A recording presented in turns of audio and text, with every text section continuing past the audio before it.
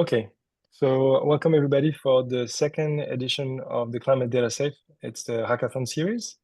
It is number one, #1, but actually it is the second one because the first one was 0, where we just talk about concepts and came up with some general ideas. But this is the first time where we're actually going to be really starting to build. So we're super excited to have you here. My name is Cesar Harada, calling from Singapore. We're going to make the introduction of everybody shortly. But before we do that, I'd like to introduce the overall concept. Okay, so what we are discussing is how we're going to be collecting, verifying, hosting, and sharing or serving the climate data in a scalable and sustainable way. So this is a very big question because many people have been doing this for a while. But we are calling for this event because we feel that there's a need to do it in a way that's maybe more robust and maybe more fair, and that is going to be more future-proof given the changing conditions. This also comes after the first edition, in which I will give you a summary in a minute. But we start to look at climate data and how they are structured, and seeing that the formats in which they come can be very varied, but oftentimes it's hard to read, or it's really for specialists.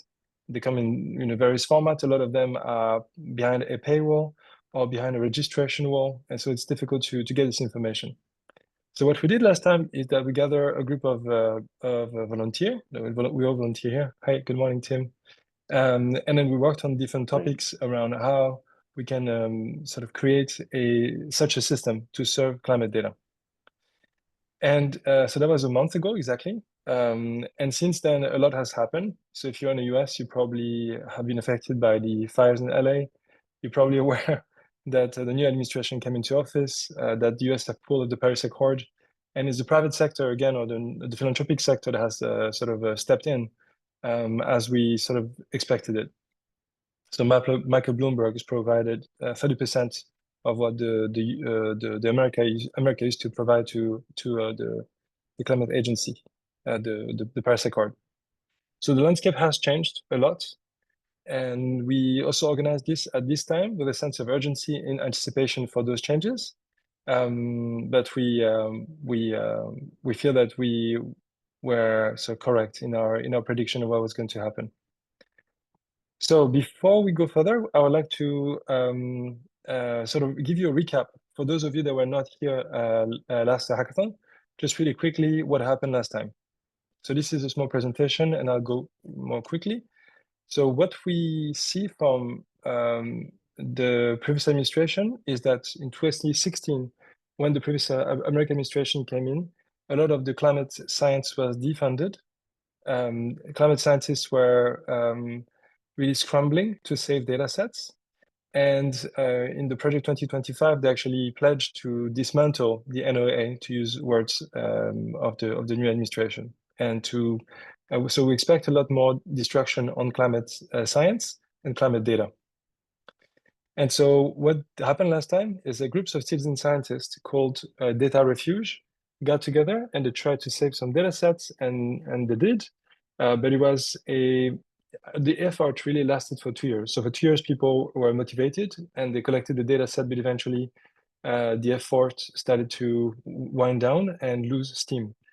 But what we see is that we are doubling the amount of data every 2.5 years. So, if anything, we should be doubling down. So we need to create a system and a community that's going to have the energy to actually keep growing. And we need to also invent a system that's going to grow at that scale and that speed. At the same time, what we see at the bottom right is that we have less and less trust in the public sector. So this is the curve representing the trust of citizens in their government. So you can see that over time, it's really been declining, at least in the US. And so we need to make sure that if we have more data and we have less trust, that we live still in a safer world. So how do we achieve that? And how do we do this in a way that, for example, for somebody like an organization like SafeNest, we can do this sustainably? Because I think we know how to verify the data, but we also need to build a sustainable system around it. So last time we talked about, this is our proposal, to have a dashboard where people can upload data, climate data, and it can be indexed and labeled. formatted in multiple different formats, so people can use it in different platforms. Have a data sets that can be visualized and used for really critical things. So for example, like for heat strokes, this is the case of Japan, for example, we have an aging population, and you can also do things like simulation and projections. So a platform that would enable us to look at the data, but not just to share it, but also work with it. And making sure that it's also very localized so that people have local solution every time. So not just talking about like global stuff, but trying to be relevant for local use. Sorry, I'm just going to move it into. I'll do that later. Okay, so I'm trying to go very quick. So this is the system that we sort of drafted last time. The idea is that we have on the left side we have the people who are producing data, and they would be uploading it in a torrent format. So instead of uploading in a centralized way, is that we create a torrent system where the data cannot be censored, because one of the main concerns for us is that the data will be censored, otherwise too centralized on one American or European server. And so like this will be made more robust. The second area is to license the data and also making it into different formats so it can be used in verified and then distributed in many different formats. And then the third one is also to have a commercial layer. So to have a company that can do more complex stuff with this data, so we can also sell this information processed in a way that they can be an economic engine. And so the idea is that this economic engine can then feedback and loop into producing revenue for the producers of data, the people who host the data, the people who are processing the data. Yeah, so the idea is to create like an economic system around this architecture. So what kind of data do we focus on? Safecast is very well known for radioactivity. Recently, it started to work more with air quality, but there are many other environmental sensing parameters that we should be looking into. Some of them, for example, related to fire safety, air quality, greenhouse gases, and carbon trading would be areas where we would think like a platform that can verify data would be very useful. So, which data sets do we want to produce, collect, and serve? And for who that is. And so we should be thinking the platform in a way that's going to be useful for all the people involved. Here we have a long discussion. So you can see below that's a discussion with the judges that we had last time, where we're talking about the relationship between the paid data set and the free data set. So that was the part that was the most sort of raising the most question, because we don't want to create a system that increases inequality. So how do we do that? That was the big discussion, and it's not a solved question. So we should continue to discuss that today, and how it's going to be licensed, and how we're going to be bringing all these features. In what order can we roll this out? So first, we're focusing on storage, on indexing and labeling the data, verifying it, monetizing it, creating a complex data studio for visualization, and building paid services once we have a better grip. And then we're trying to see how much that would cost. If we wanted to build a team around all these features and running this over time, and how much would be spent on servers, how much would be spent on data visualization, how much would be spent on licensing and lawyer fees to make sure that we're structuring this everything in a correct way. So this was the presentation we had last time. Then we had the judges who are members from the industry giving us general feedback on how they feel, if it's open, if they feel that architecture could be safe. It looks like they had more reservation about the fact if it would be verified data. If it's useful, there was also a range because people said maybe similar platform have been built. Is it scalable? It was also kind of middle of way. Sustainable, it seems that people were more feeling that this system was not going to bring the revenue sufficiently to actually, except Rob, that was more optimistic about how much revenue we'd be bringing. Yeah, compared to now, I guess. We're all volunteers. Okay, so this was, sorry for the long introduction, but I wanted to give you an overview of what we did last time. Now we'd like to have people maybe introduce themselves and also to get familiarized with Miro. So if you haven't yet, please, we're gonna share again I've shared the the link to link, Miro. yeah. Yes, I'll put it again just for people who will join later.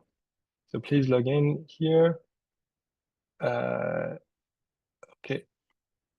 So, Jody, would you like to introduce yourself? Hi everybody, my name is Jody. I'm a designer and I'm curious about making the Sorry. was I on mute? Oh no, I was okay. Sorry, now you're on mute. Okay. And I think in our first hackathon, I realized about how overwhelming it was to look through current data from so many different sources, just trying to understand what's the current space looking like. And as a UX designer, it's how do we make it intuitive for anyone, for a kid and for someone who is new to this space to understand, so that we can all put our hands together in figuring out what's next. Yeah. I'll actually I'll invite everyone also to come on the board and feel free to add in your own picture and information while I pass the ball to SB. Hi, everyone. Of course, I know most of you, and Asby Brown from the US. I've been in Japan 40 years this year. My background is in architecture and art primarily, but since Safecast began in 2011, I've been very, very involved with Safecast as a researcher and a communicator. And yeah, just in a general, the question, what am I curious about? I really am fascinated with this human cognition and this way that not understanding flips over into understanding. You know, when we don't understand something and then suddenly we understand it. And what is that process? Yes. Can you make your volume a little bit louder? It's hard Make my to volume hear. louder? Okay. Yes, sure. Um, Let me see my system settings. One moment. It'll take me a minute. Here we are.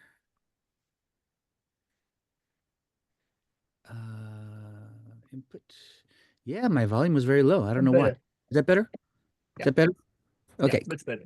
Yeah. So I was saying that I'm very interested in understanding and this human process where we go from the state of not understanding something to understanding. And of course, as a teacher, as a communicator, helping people understand things like Fukushima disaster, radiation issues, fairly complex things. Just seeing that moment when people grasp something is a very beautiful and wonderful thing to me. So that's where I am. Thank you. And over to Rob or who? Yeah, I'm Rob. I do a lot of work for Safecast and for software and hardware. My background is in electronics, but also I studied modern dance, and I'm always interested in how the humans interact with our internal and external environment, the the logic of our brain, and many things around that. And yeah, that's basically it, what I do. I live, oh, by the way, I live in Japan, and I live in Nara in the mountains. How often do you see deers and such animals? Yes, this morning I was woken up by them. Okay. They're nice. Okay. They're nice. I mean, they can come and go in my area. They have to be careful for other people because other people eat them, but that's not so nice. I have special berries for them to grow them, so they enjoy that. Nice. Josh? Hi. Sorry, just trying to get the Nice. lighting's terrible here. Sun's going down. Hi, I'm Josh. I am a semi-retired software developer and manager. Most recently at Google for quite a few years. Everybody hear me all right? Seeing freezing. Yes. Thumbs up. Okay. Sorry, my video feed's freezing on and off. So, yeah. I saw this project listed on Reddit, and I figured I'd see if I can come help out a little bit. Yeah. What's your area of what's your area of software? What kind of software have you worked on? I've worked on a little bit of everything, more on back end stuff. I worked on Google Drive for quite a while. I worked on the storage side at Google infrastructure. Oh, very interesting. Yeah, we need somebody so- like that. Okay. Great. We were waiting for you, Josh. We were waiting for you. Good. We thought we know how to use Google Drive, but we're probably making like 5% of what it can do. Yeah.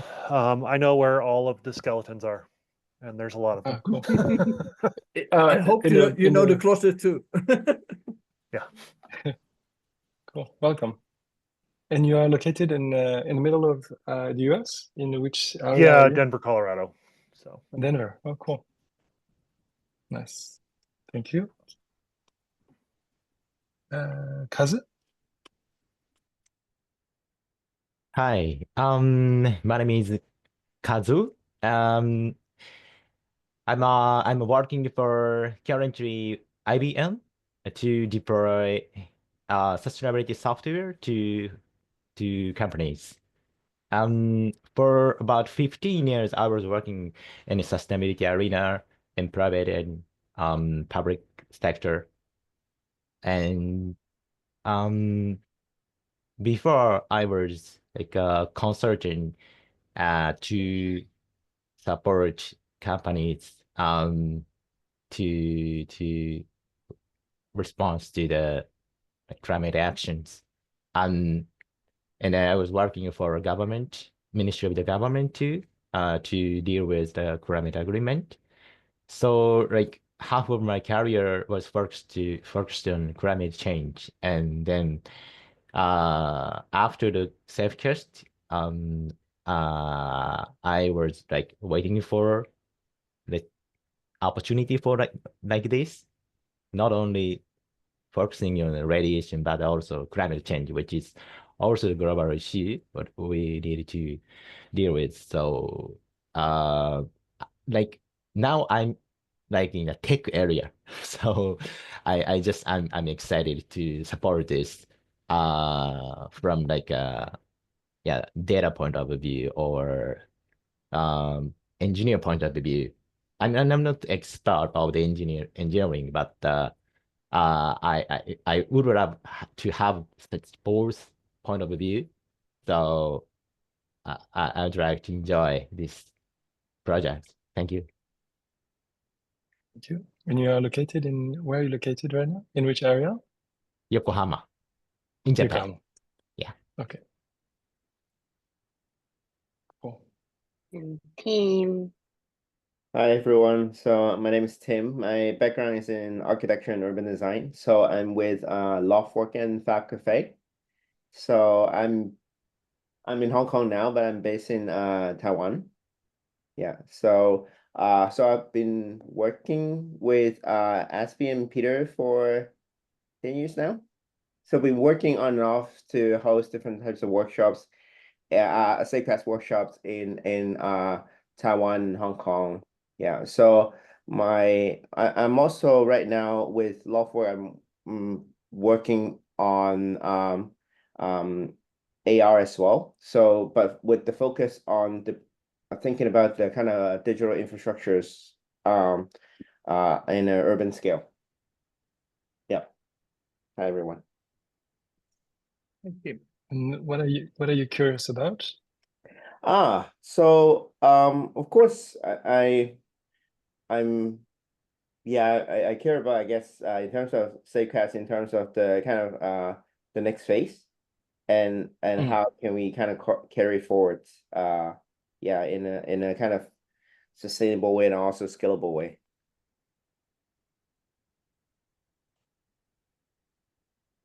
Tim, one question. Yeah. You say AR or AI? AR. AR, okay. Yes. Awesome. Oops. Okay, cool. So I'll keep some of the faces on these just in case some of the people like leave us later. I know, for example, Ginger and Kelsey wanted to join, but they might have overslept. So we just keep their faces and they catch you later. Okay, so the next, so thanks everybody for the introduction. Jody, do you want, maybe I'll stop sharing my screen and you Sure. can take control. Oh, okay, sure.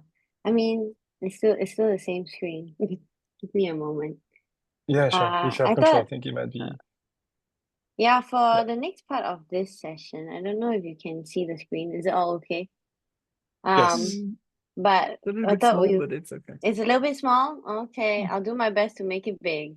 I want to do a very Yes. quick visioning exercise, but it would be nice if everybody could join us on the board. And it's kind of just a moment for us to kind of ground ourselves as to where we are at the moment, how we're feeling with just the current space. Maybe it's the news, maybe it's current events that's happened personally to us or those around us, and thinking about, you know, how are we feeling. And then we'll have quite of like a moment of uh minute of breathing and kind of grounding ourselves before we reset and think, you know, how can we look forward to the future. So before that, I invite you to the slide here that says the present. And I put a little image of the feelings wheel also, just to help you to describe, I mean, how things are going. And the question is, you know, what words, emotions, feelings, or even images do you feel and see? And maybe we can just take a quick minute. I'll put a timer of a minute for us to just freely add that in. And yeah, feel free to add it in.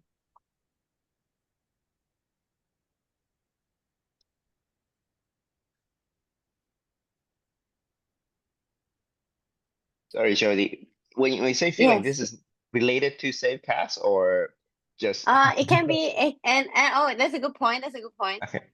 So I think there's two. You can state that of how you're actually personally feeling, but also connected to say this whole the climate emergency that we're looking at, how you feel about that too. So it could be two. Two.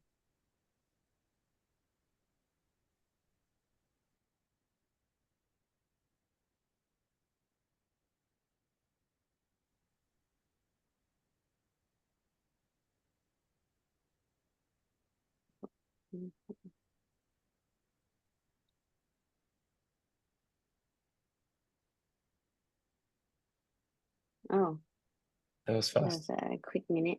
Yeah, that was Yeah. fast. I'll give one more minute. I'll Okay. give one more.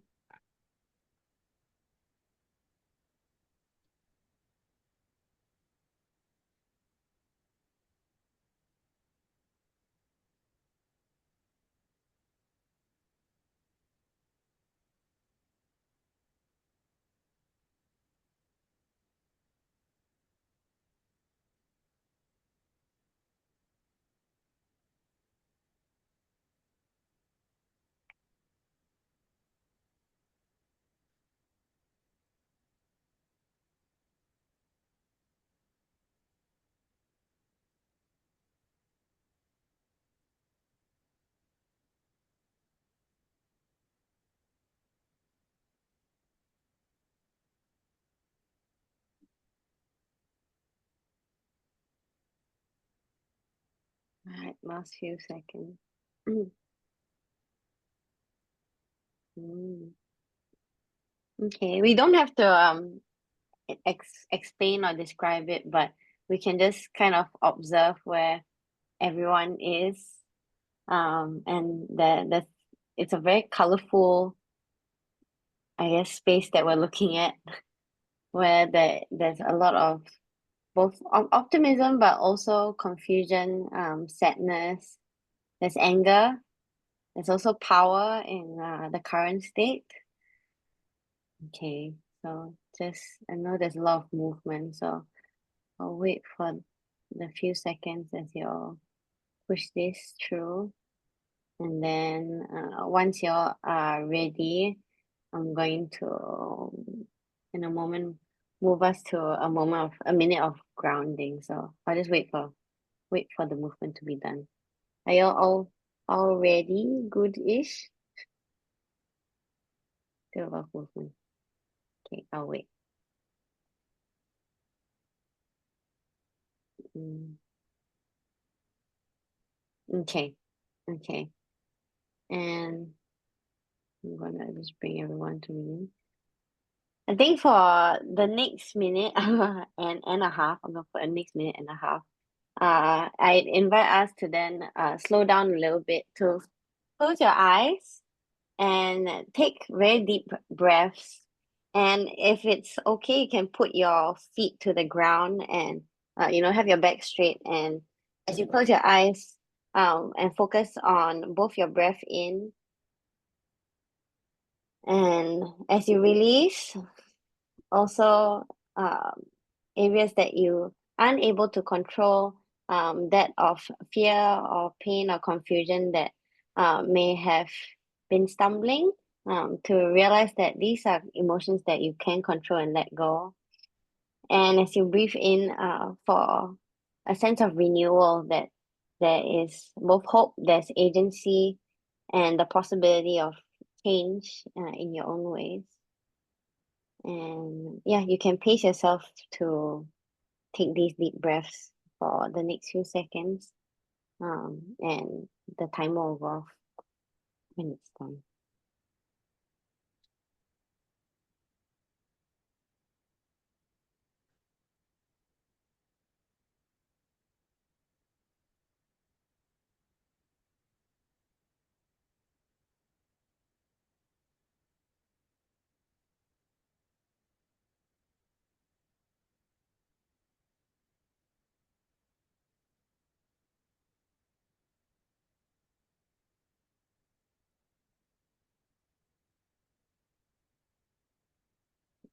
Okay. And now we shift to, it was very short. I feel like it could have been longer, but it's okay. We now come into that of both the present and the future. And I actually also invite us to dream, and dreaming of like what is another possible future that we can look at, both for the space of our climate and of course the state of both politics and science, but also even for yourself, what change would we want to be inviting? Are there certain keywords that come into your mind or something that you see? And I think this, using this as a force to push us forward rather than the chaos that we may have witnessed or have felt. Yeah, just to say as an intention and a collective vision. So I'll bring you all to this third frame.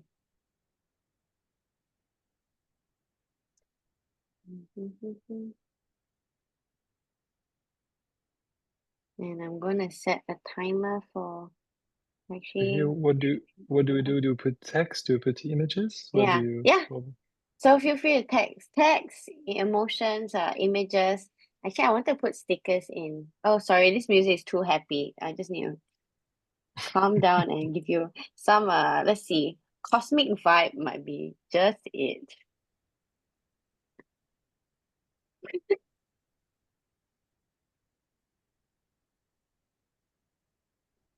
And there are stickers here also. Oh.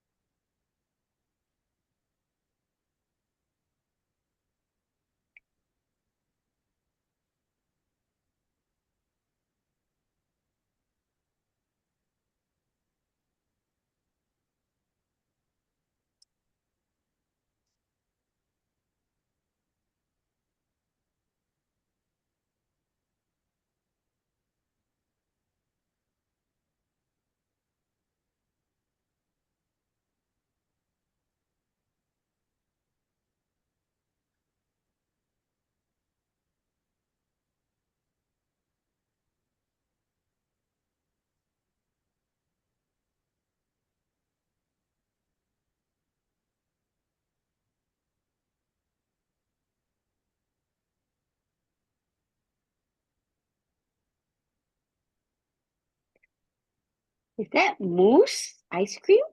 Yes. It's golden gold on the ice. It's the gold is shining on something cold.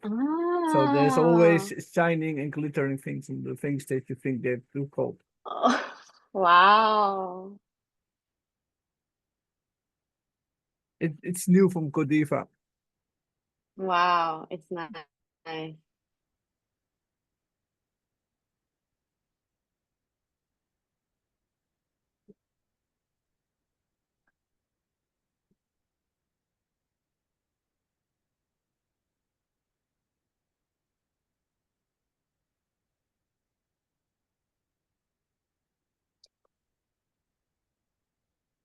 Liking the snack bar. That's it's an organic version, a vegan Yeah. organic version. Yeah.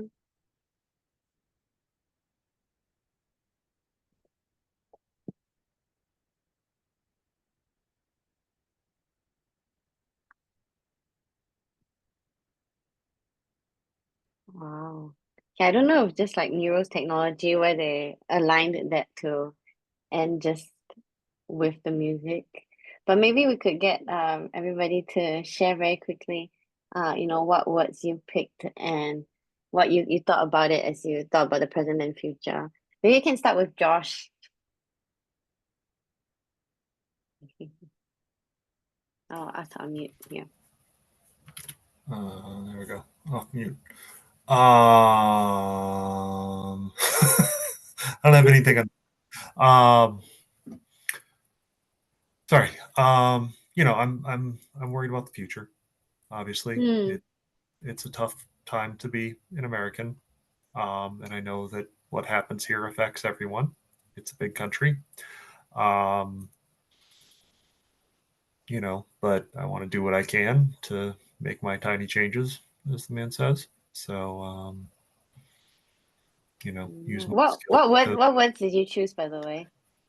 I did not have anything on here. On the last one, I had powerless. Oh. Wasn't quite sure. Was thinking about it. I didn't really come up with much. Sorry. No, that's okay. That's okay. And we hope whatever you see here, you get to feel connected and find Yeah. parts of it for yourself too. Are there words that you see here, maybe even if you didn't write them yourself, that you resonate with, that maybe somebody else has wrote?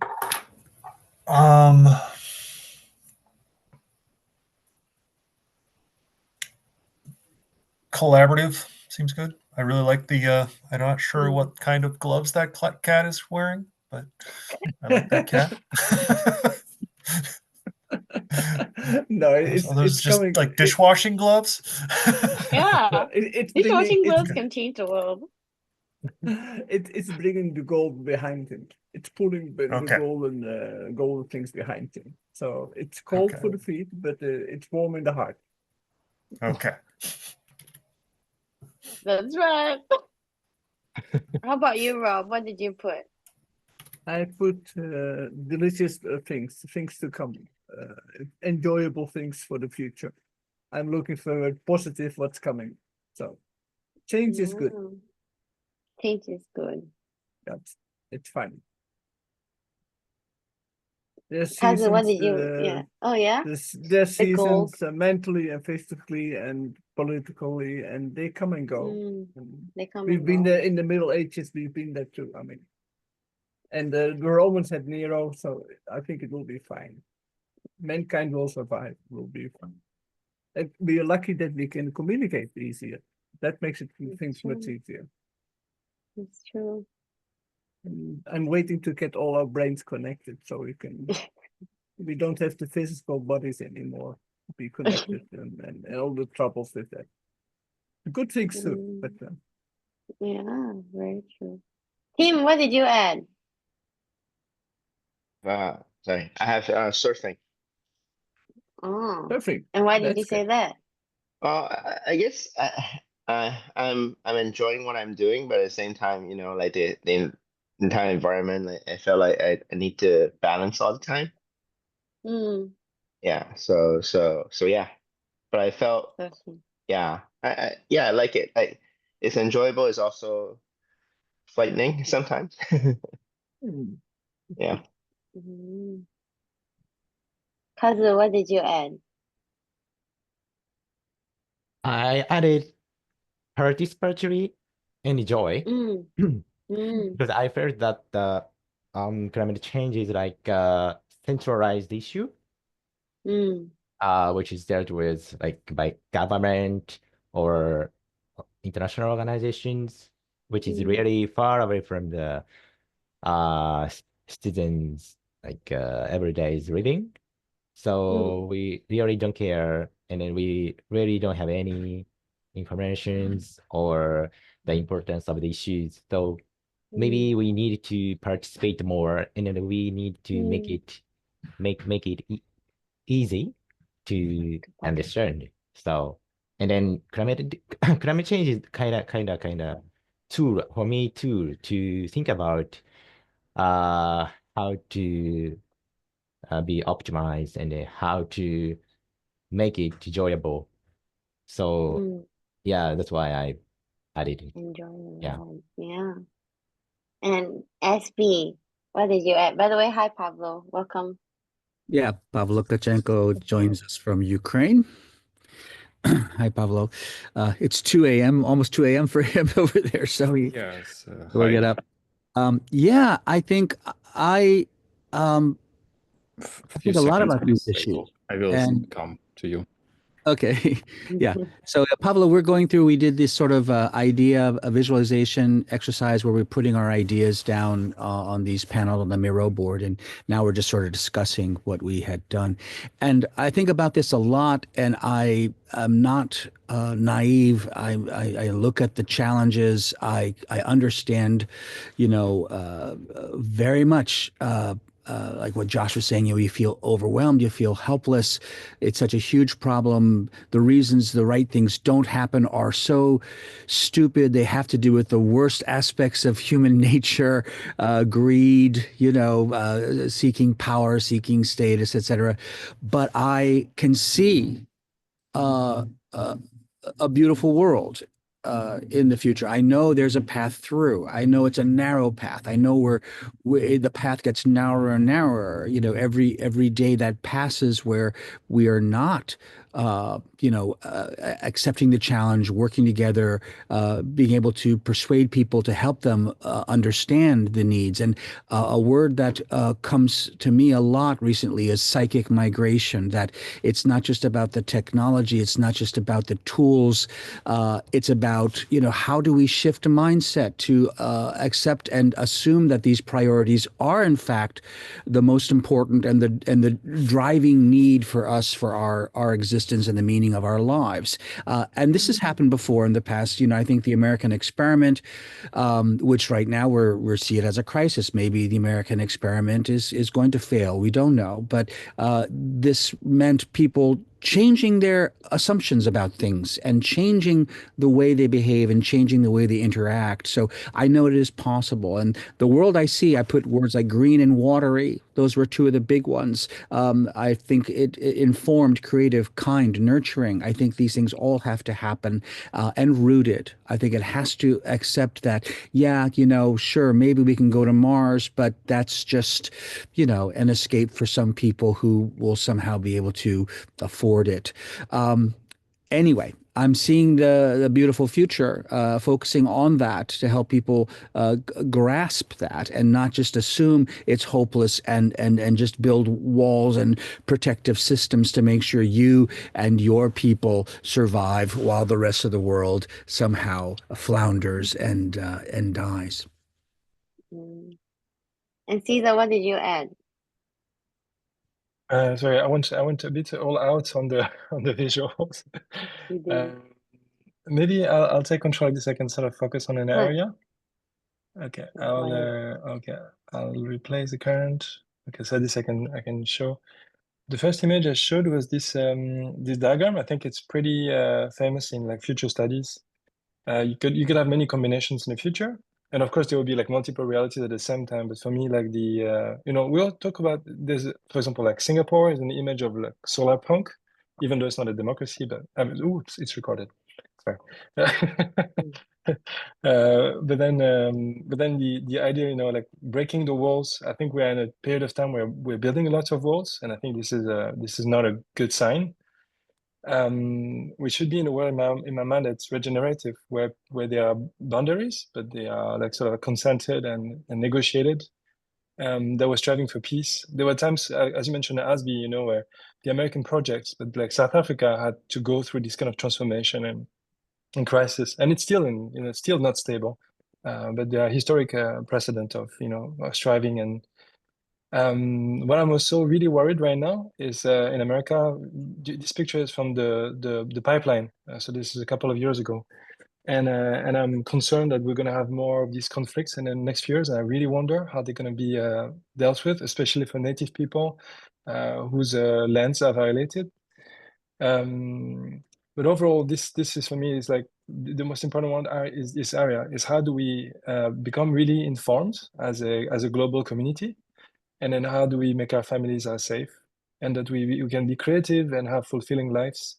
For me, that's I look at this picture, everybody's silly and having a good time. And I think this is how most people want to live. They want to live simply, and they just want to be goofy and love each other. And so how do we get there and not have to worry that we're going to be poisoned by corporate interest? In my mind, it's like, okay, how do we conciliate those two things? Sorry, so a lot of visuals. Good. I mean, from here, I think we can move on with these keywords to also our groupings, right? Before we move into the lightning round. Yes. And so the idea of grouping, do you want to explain it? Yeah, sure. Actually, we did have a few categories or groups already in mind in terms of the themes that we want to cover. There was that of the vision that we're trying to build. There's data verification, data scaling, visualization, collaboration, as well as community building. And we thought actually it's kind of like, which area would you want to dive into and get your hands dirty with? Yeah, right.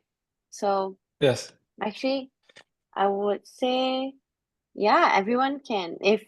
And there were some like pre-assigned names there, including ourselves. But if you could like add your own name in, if it's not already there, please go ahead and help with it. And we don't have anybody in community building. It feels as well that if there's only like one person per group, we may then we be might combine merging. it. we might combine, then we'll exactly. probably combine. But so if we, maybe the data scaling and verification can go together. Yeah. What do you think? I think so. Yeah, I think so too. Move those two. So we do data scaling and verification, put it together. Yeah. And I think community building, I think and also, being honest, I think also the data visualization can also be in one group, and the data scaling, the whole data thing in one group. Oh, okay. Okay. I'm gonna jump into community building. Okay. So 3, 2, 3, 4.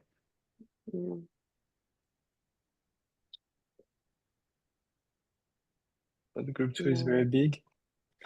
So is there, Pavlo, which group do you want to join afterwards? Tim, would you like to join me in a community building? Please. Yeah. I can join. Yeah, I can join. Jody. Yay. Wonderful. Community building. I wonder which group is going to talk most also about the business model. Is it going to be the vision group? So talking about more like vision and how do we maintain a vision while having a revenue, or is it going to be more community building, like how do we build the community and also generate revenue for the community? What do you think? Or multiple groups can talk about it? Both. Yeah, we can all talk in our different angles. Yeah. Happy to do that. Okay. Yeah. Okay. Nice. That didn't take too long. Can I ask something? Pavlo, you want to be in the data verification and scaling group because you have so much experience with you can place me in the middle one. Yeah. Yeah, I would like you to be there. if you don't mind. I mean, up to you. Okay, great. Okay, so this group, of course, we can change if you feel that you want to switch at some point, or if you want to, be a visitor in another group. It's of course encouraged. Okay, so great. So the next part, it's already been 50 minutes. Do you guys want to take a small break, or do you want to just like go through? So roughly, the idea is that for the next 30 minutes we have lightning talks. And after that, then we take a small break and then go into working through the subgroups. So shall we have the talks and then break, maybe? Sure, why not? Yeah, okay. Okay. So thanks so much for everybody who've been joining so far. So this was more like a, situating each other, like hearing each other out and understand how everybody's feeling, and sort of forming as well a bit of a vision for the workshop, the group. And now we're entering more like the inspiration part. So a lot of us that are here have done a lot of really interesting things. And before we go into working into the groups, we wanted to share some of the work that has been done that we can learn from as we want to build a bigger and better system. So without further ado, we'd love to hear like 10. So we have roughly like 10 minutes, 10-minute segments. And I let the stage for Asbi. Okay, Do great. you want to share your screen, Asbi? There, and let's see, make sure it's working. Okay. Do you see the screen? Yes, Yep. Aarhus Convention. Okay, and then I will just play it and make sure the slides advance properly. So yes, I'm going to talk about the Aarhus Convention, which is an important legal framework that enshrines and clarifies our rights to access to information about the environment and other important corollaries of that. So I'll go forward. Did the slide change? Do you see it? The next one? Yeah, great. So, yeah, the Aarhus Convention is actually really called the United Nations Economic Commission for Europe Convention to Access to Information, Public Participation in Decision-Making, and Access to Justice and Environmental Matters. It's a mouthful.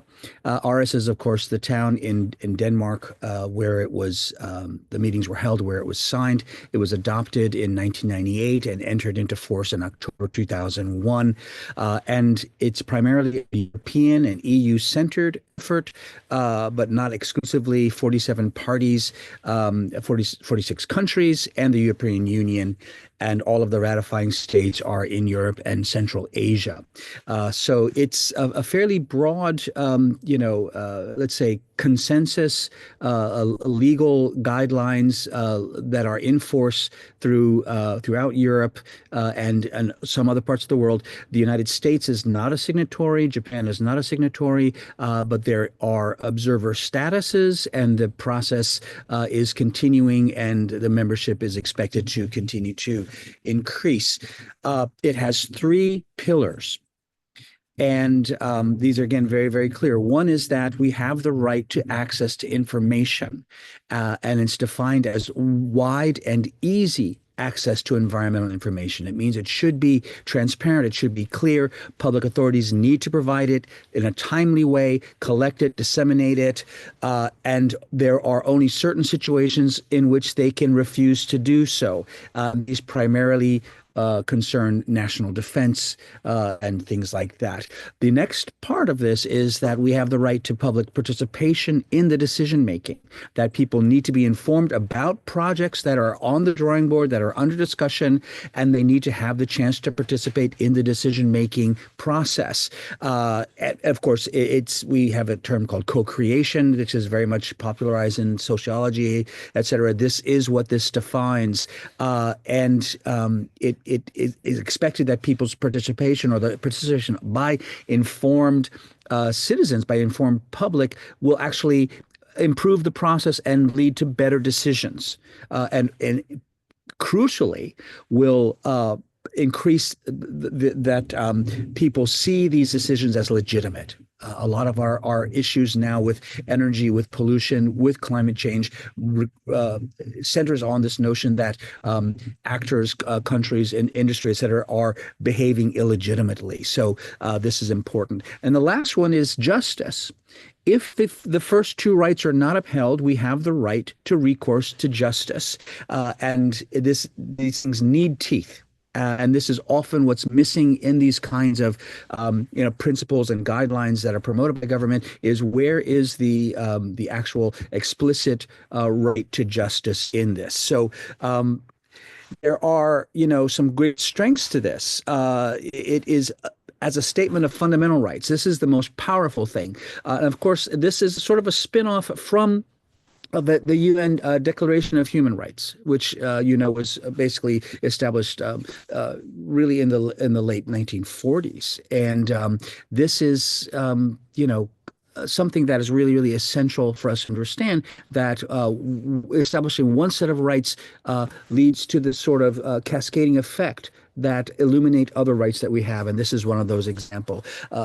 And of course, here this is wonderful, something we need to keep in mind. Public, both in the present and future generations, have the right to know and to live in a healthy environment, and this right of unborn people is, of course, very, very crucial. Another thing is that it's multilateral. It's not putting it all in one, responsibility and the action in one body. It is government governed and governance by disclosure. This is very, very essential. So the notion of open government, open information, and this importance of transparency and public participation, that these are very, very great strengths of it. There are issues, though, things that are weak. It does give wide leadway to individual nations to interpret it as they see fit. To shape priorities, et cetera, to say, oh, yes, we're in compliance on the basis of this, and one nation's degree of compliance may be different from another nation's. It also depends a lot on NGOs to represent the public interest. And I would say, well, for instance, that would be SafeCast. It could be someone like Greenpeace. It could be someone else, Friends of Earth, or other bodies. They may be global, they may be national, they may be local. But in terms of this direct democracy, direct action, it doesn't really make that clear. It sort of assumes that there will be bodies representing civil society that are participating in these decisions, et cetera.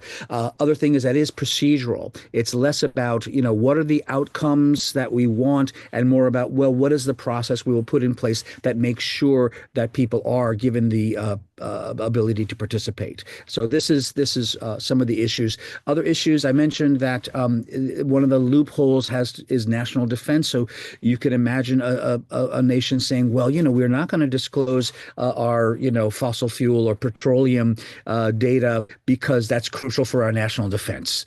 You can imagine that sort of, or certainly in the nuclear sphere, this is very, very, very, very prominent because of the connection between nuclear energy and nuclear weapons development. So this is one issue, and also there are loopholes for intellectual property. So corporations can say, this is our secret, we can't disclose that much. And so these things do come up from time to time.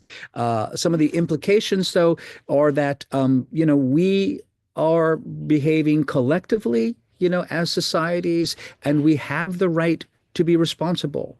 And often when decisions are taken out of our hands, made even through some sort of representative democracy, which these things don't function well, especially in terms of energy, pollution, et cetera, rarely function well.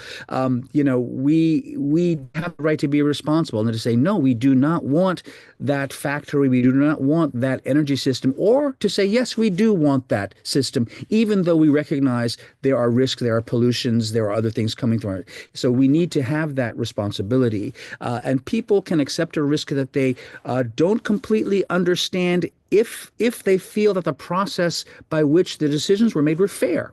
And again, we see this in issues like nuclear waste storage, et cetera. If people are involved and they're able to really influence the process and have the right to say no, then they are more likely to accept these decisions, as fair. Fairness is the key. And finally, things like health risks, and so much of our issues about climate change and pollution, et cetera, environmental risk are about health. The self-determination often plays a greater role in people's the way people make their decisions on how to behave than scientific evidence. So really is scientific. You can have all the evidence you want in the world, but if it's in the typical decide, announce, defend process, this top-down process that we still have so often, this makes people frustrated and it makes us feel powerless. It kind of the situation now. But no matter how much evidence you have, if you feel it has been determined in a process of self-determination, then you feel you're in more control, and this can lead to a much, much more positive outcome and process. So I think that's the end of what I was going to say. There's some links in the presentation. We're sharing the presentation, several links, about the ARIS Convention. I do think people should familiarize themselves with it. I'm often surprised that even many people, professionals working in the environmental area, are not familiar with this powerful legal basis for our rights and guiding the actions that we need to take. So I will stop there. Thank you so much. Maybe a quick follow-up question. So thanks so much for this. 10 minutes? Yeah, you did really good on the time. So the sort of follow-up question that I have is that, so we've taken notes. One question is, if this framework is very powerful, let's say, but we can see that Japan, USA, China are not signatories. But if, let's say, this was adopted, what do you think? What do you think it would take to actually more countries to adopt it? What is holding them back?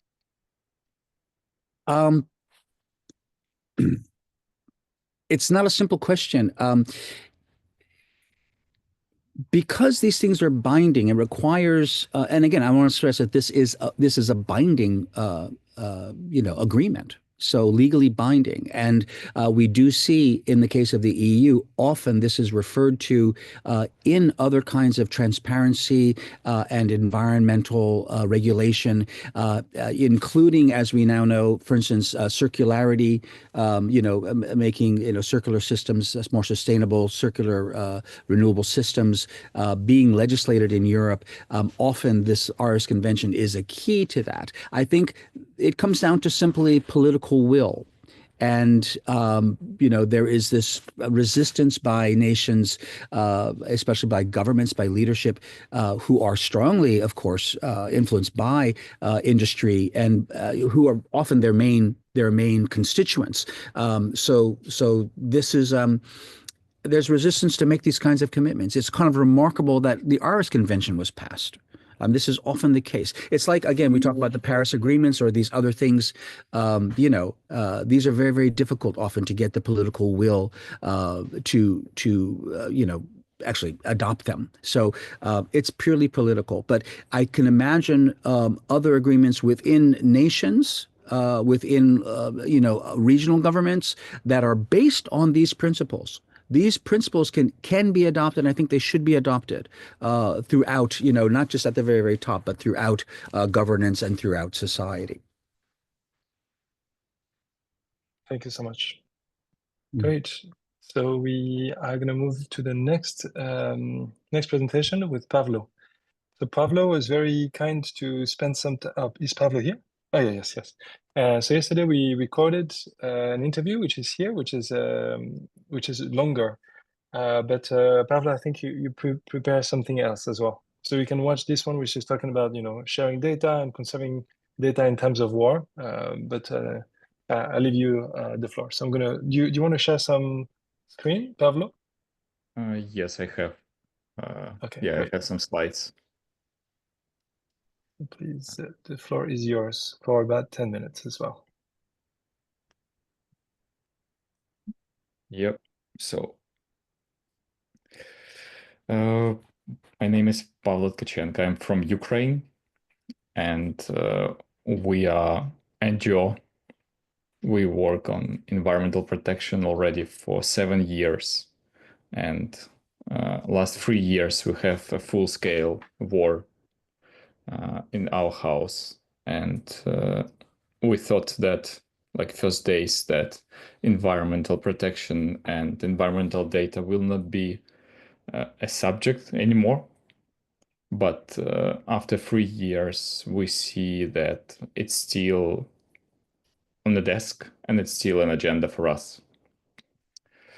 And we are one of our major part of our work, daily work, is citizen science, as because of lack of the data, lack of the equipment from the government, in air quality, in radiation monitoring.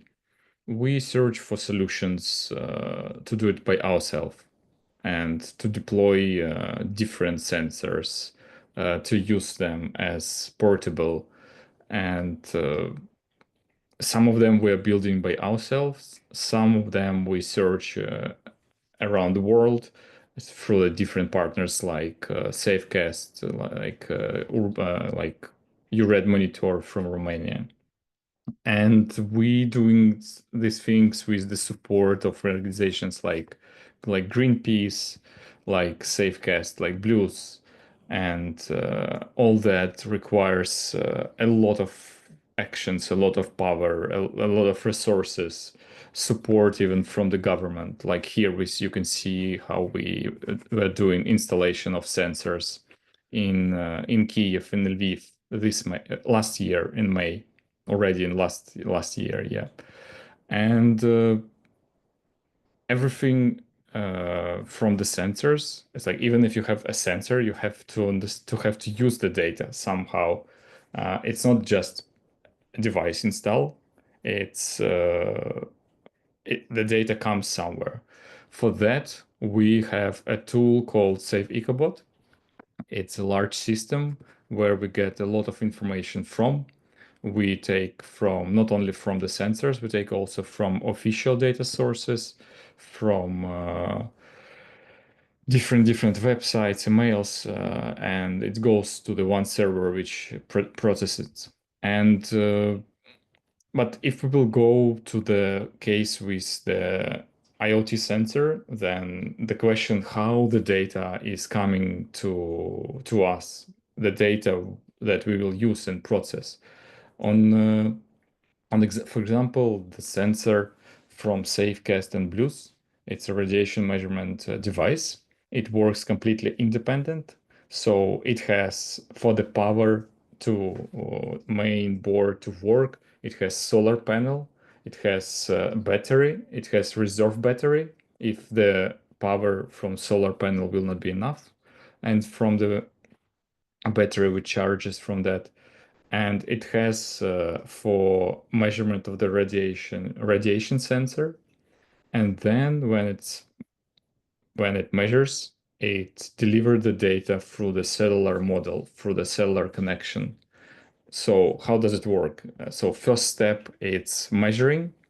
Then the card responsible for the communications with the server communicating, and it's communicating with the base server maintained by developer of the equipment. It's Node Hub. The server forwarding the data to Save Ecobot API. It's our server. We are receiving it. After that, the data processed by the app, store it to the database, and it's visualized later by a map, or you can get the access through the API. So it's like few basic steps how to access the data.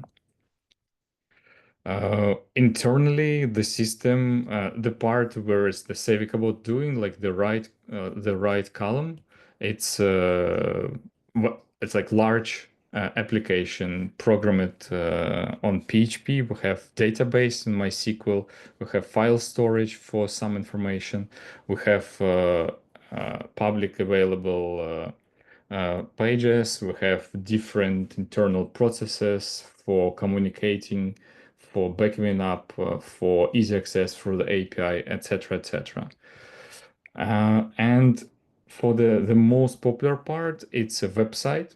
It's of Save Ecobot, saveecobot.com, where you can get access through things like maps, air quality widget. You can get access to the separate pages for air quality, for the radiation. We have API. We share the data to open data portals. We have chatbots in Telegram and Rakuten. So different interface parts. The most popular is air quality map and air quality pages. If we talk about air quality. So if you type air quality Ukraine or air quality Kyiv in Google right now, you will 99% sure come to our tool, to our system. Because when people consume the environmental data, they don't know where to take it. And usually what they're doing, they just go to the Google and search. So that's why we are doing that. We try to get that free organic traffic from all things like this. We use for that also the open data of administrational structure of country. But there are registries where everything is broken, like region, district, city, part of the city. So we have pages for every single city in Ukraine. Even if there is no air quality sensors there, we just show you can be the first who can install. So you will come to us and you will see, oh, you can be the first install, or you can check other close to you. The same when the full-scale invasion of Russia started, and we have right now daily threat from radiation threat of occupation of Zaporizhzhia nuclear power plant, or even attack. So we created similar pages for the radiation. So if you type radiation Lviv, radiation Kyiv, you will come to us. You will see the simple page with the answer, what's going on with radiation in this city. And the data also comes from our sensors or from official sources. And the same with the map. It shows you the simple interface for the map. For much advanced people, for much advanced users, we have charts where you can see the history of radiation with other series like the snow level and rain level to advanced identification, the spikes, because sometimes radiation grow because of the precision. And just to throw away fake news like, oh, radiation is growing because of some damage or some bomb or something else, we see that. And you can just see the correlation with the level of rain. That's it. Chatbots, it's like we have also a huge part which doesn't belong to air quality or to radiation. It's also like legal data, and we have access to that information through the chatbots. It's like huge few hours to talk about that. Everything like this helped us to be, I can even say, like we are number one system and website who was visited by people in the past 6 years who were searching information about radiation and air quality in Ukraine. And more than 11 million people visited our website with large spikes of visitors during cases like possible nuclear incident on Zaporizhzhia nuclear power plant, or first months of the full-scale invasion of Russians in Ukraine when Chernobyl exclusion zone was occupied. And just in 1 month, we got 1 million users. I think one day, first 2 days of full-scale invasion, we got 400,000 users. So everybody, like they were searching just what's with radiation in Ukraine. And that's everything based on open data and based on IoT devices that gives us the data. And if we will like, okay, it's like everything that works like this. And what's about the long run of the data? Part of our mission is open by default. And we have our national open data portal where official authorities publishing the data. And we decided that our NGO has to be a part of it.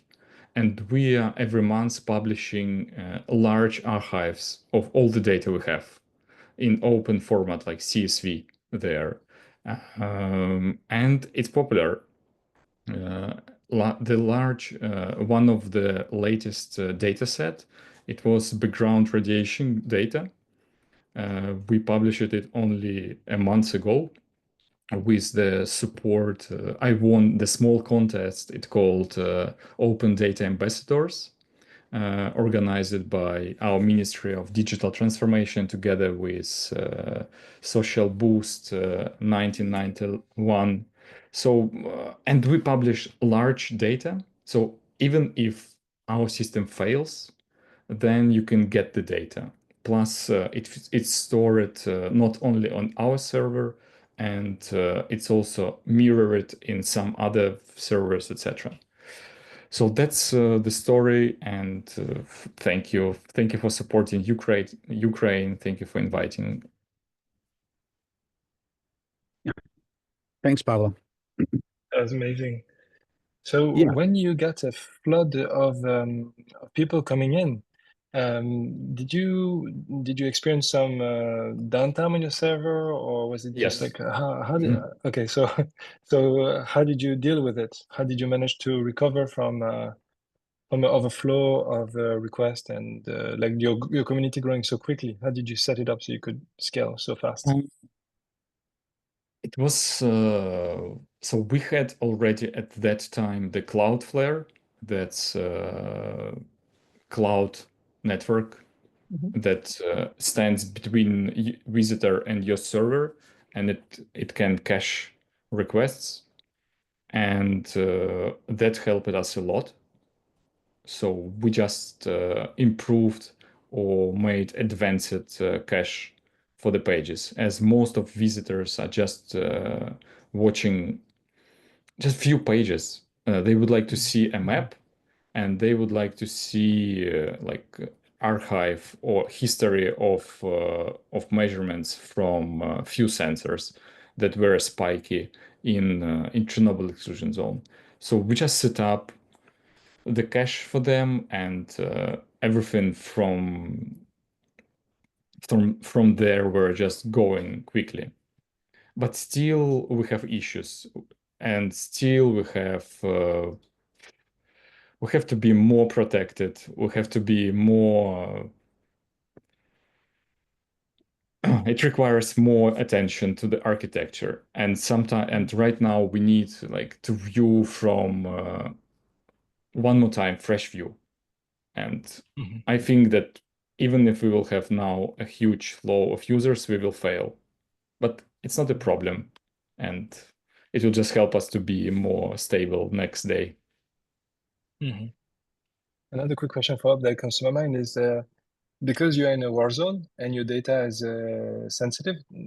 For example, if I manage my own website, I don't have to deal with thinking like, oh, my website is going to be attacked by Russia. But you probably have to think about these things. So do you have like a special cybersecurity setup that is different from a regular? I don't want to open any breach in the system, but like, what are you able to share that could inform other people who are trying to build a attack resistance infrastructure? Oh, great question. So first, when the full-scale invasion started of Russia in February 2022, the first thing, of course, it was the personal security and security of family. I wasn't worried about our system. But then when we moved to the west of Ukraine, uh, first what I did, because I'm the technical person in our team, I made a full backup. I made a copy to my laptop. I made another one backup to my family. I gave it because they moved to Berlin, and they're living currently there, so they have a hard copy. And what I removed all the personal data from the server, because we have also features like complaints about pollution to the authorities, and uh, we have even signatures and personal data of users by agreement of them. So we removed everything. So if somebody will hack us, it will not be available there. Then the protection. Number one is again Cloudflare. As Cloudflare has a layer of security, it rejects the basic things. It also rejects and checks for the basic common vulnerabilities that goes through the traffic. So you don't have to worry for even for my SQL injections because they track it in the URL, and if they can stop it, they will stop it. What else? We have a community of open data in Ukraine. That's other activists, other groups, and NGOs. And one of them, he's a professional in cybersecurity, and he offer services for free for NGOs right now. So he scans the websites, he has a tool, and he offer his services. What's his name? How does it name? Yeah. It's His called name. A42, I think, like this. Yeah. Okay. Yes, maybe This like guy. this. Mm-hmm. This company. Yeah, this one exactly. Yeah. Okay, cool. Thank So, you. and the last thing is just try to search when, like, for every. So, if your project is non-profit, is if it's from NGO, uh, a lot of cybersecurity services will offer you free service. Uh, Not only the free plan, but the next after the free. So that's why try to search, and that helped us a lot. We have some other services that we are using, even not completely cybersecurity, but like downtown application health. And we use them, and they gave us free access to their tools. Thank you so much, Pablo. It's really amazing what you're sharing. I think in the Western world, I feel, I mean, Ukraine is part of the Western world, but I think a lot of us are very comfortable. You know, we think our government are functioning and we live in democracy and our data is going to be safe. But I think your experience is invaluable for us because you are on the edge of this reality, and what you've experienced is giving us insight of how we should be prepared. Because in the future, even if our democracy are collapsing on each other, then we are basically fighting against each other inside.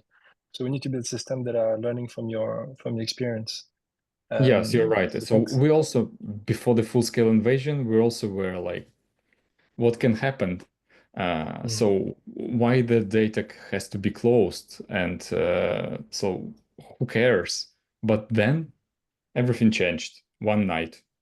Like all the data was closed, like everything. So they even stopped services of air quality monitoring and said like Putin will send missiles into the air quality monitoring post. Come on. But that happened. Yeah. Yeah. Yeah. So Thanks so thanks, much. thanks, Pablo. It's always great. And just to fill in others who may not know, yes, we've been working together, Safecast and Save EcoBot since. Well, basically, we started talking immediately after the invasion in February 2022. So this will be 3 years pretty soon. And ultimately, we're able to develop a very, very important and fairly unprecedented collaboration to establish this independent radiation monitoring system in Ukraine. But I want to stress that, Save EcoBot, what Pablo's doing, they have a very small team. It's a small team. And just like Safecast, we're a very, very small team. And small teams with the right skill set, the right motivation can really accomplish a lot. And in fact, the smallness of the team, in fact, is a plus. Makes it easier to make decisions, to be more agile, to move quickly.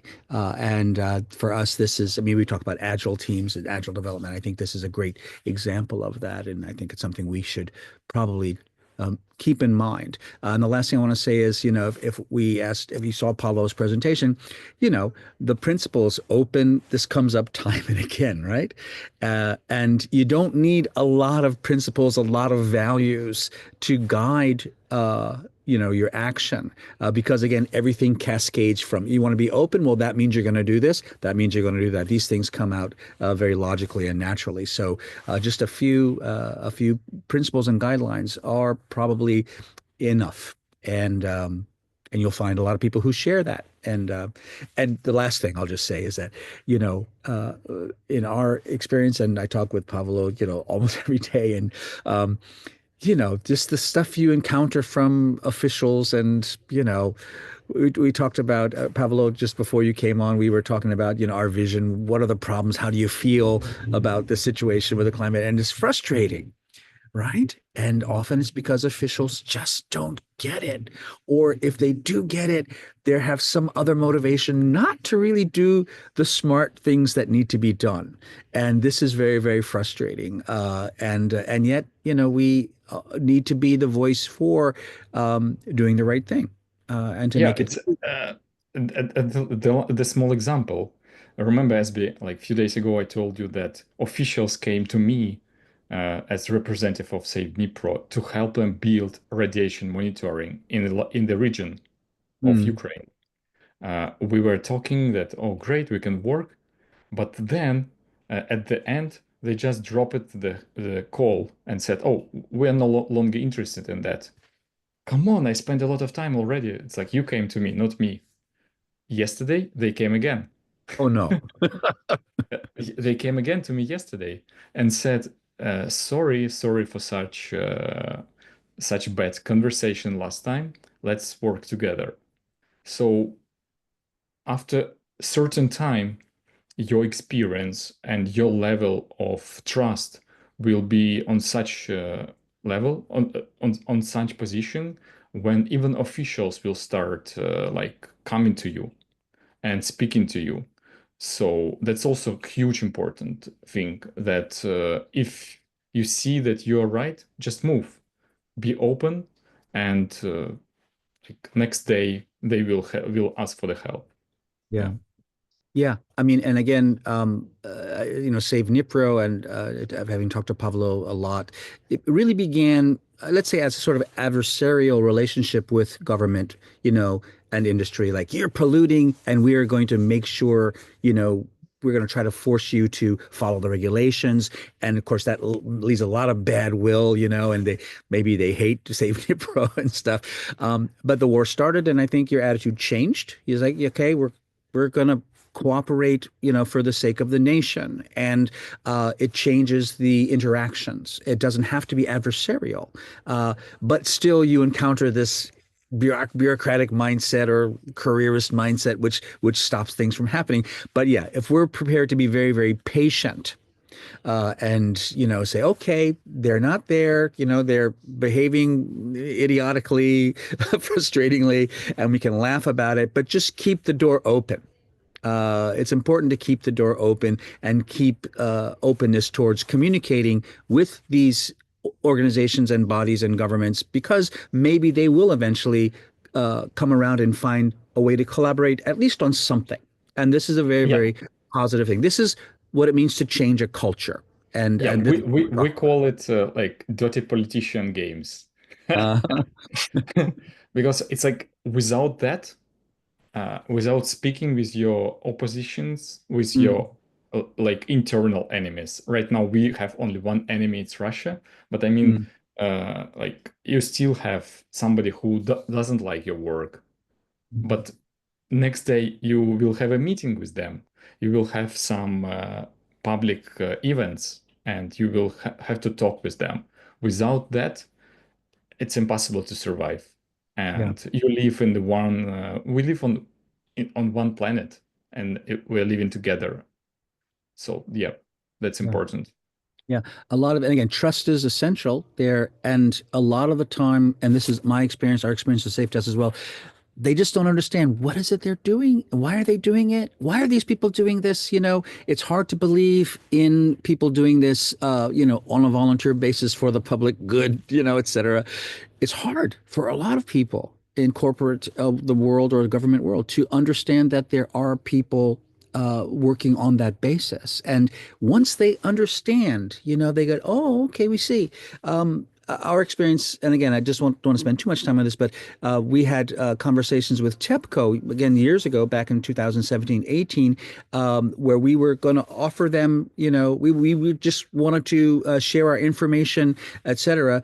And in the first meetings, they were assuming that we were trying to sell them something, And like, okay, here's our sensor. We have these sensors, and this is what we're doing. And it's like, okay, you want us to buy this? No, we're not talking about that. We're just want you to know, and hopefully we have some access to measure around the nuclear power.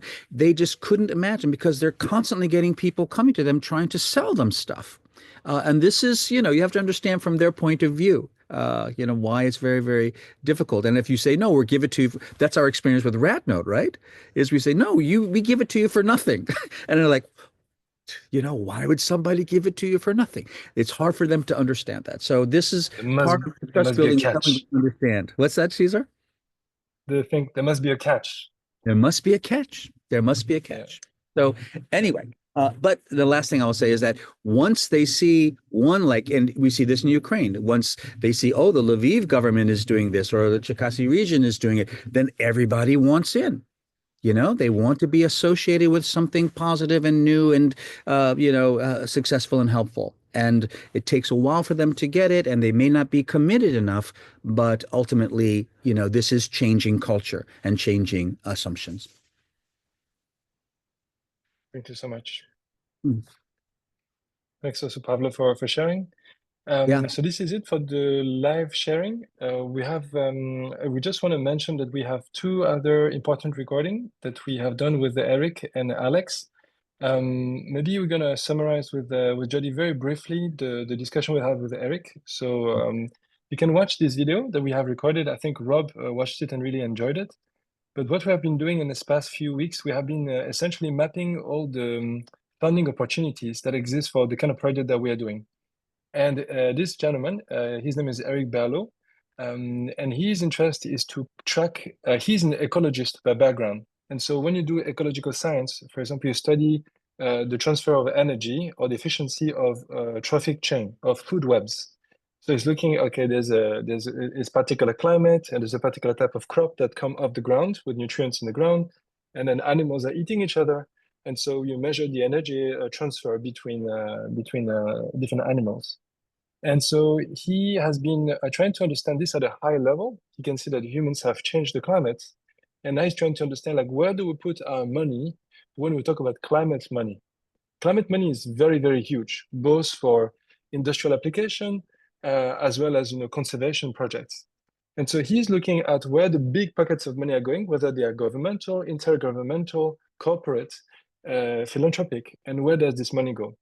And he found, for example, like most of the investments, they go into electric mobility, whereas, for example, conservation projects are money that goes into indigenous population, which are representing 80% of the effective conservation efforts. They take less than 1% of this money. So he's basically trying to understand the discrepancies in where the money is coming from and where it's going, and trying to see if there are really big gaps. And of course, there are many, many strategic gaps. So in this discussion, he shed light of where we are in the ecosystem. If we want to build a platform for climate data, we will fulfill a very particular role into this ecosystem, because it's almost an infrastructure role of providing data for other organizations. So he was trying to help us to understand how do we fit in this ecosystem as a tool, as a resource, as we aggregate other people's data, and also where's the money can come from. Who are the people who have the risk appetite to associate with us, who have the political will or the leverage to be associated with us. And so he pointed us at certain grants that we could apply to. And so this is important as well, because what we are doing right now, we are building, so we are looking at the problems. We are trying to learn from extreme case, like what's happening in Ukraine, but also like democratic process in Taiwan, a team that I'm sure you're very familiar with the work of Audrey Tan and this most like democratic participation. And we're trying to build a proposal essentially that would also fit in an ecosystem. We're not the only one collecting environmental data. And so we had a very, very productive discussion. I invite you to watch this discussion. And after, so for me, I'll be very transparent. The dream is that from this hackathon, one of the dreams is that we also build a sort of a concept that we start to have a small team that we can then write into a grant proposal that we can apply, and then we can get resources, and some of us, if not all of us, can professionalize our activity and start to get some money for being able to spend more time on this, because we all have jobs, we're all working outside as well. So maybe do you want to add some more stuff, Jody? Like anything that you think should be mentioned from this discussion? Oh, you're frozen. Yes. I think you covered most of it's a little bit laggy, but you covered most of the bases. And for me, the conversation led me to also see from Eric's viewpoint, when you're able to see the ecosystem of opportunities, but also the gaps that can be filled. He also gave a very heartening like closure to the conversation, which is like, even though the current state feels very dire, but there are already so many solution roadmaps that are put out there available for us to tap into. And because we have these information, I think Caesar, more towards the right. Yeah. There's all these solution roadmaps that we can already trust and follow. And also to recognize that we are not alone in this endeavor, and there's so many projects already being funded actively. We can find similar partners and similar other solutions that are already being funded, and go, okay, this is how we can approach our solutions too. Yeah.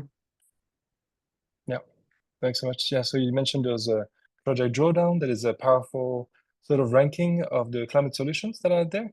One Earth Climate Solution Framework is basically like working more like about policy, so like a bit like Aarhus, but more like industrial and investment side. So there's lots of people who are working to figure out. They already sort of have a good idea how we could actually solve climate issues.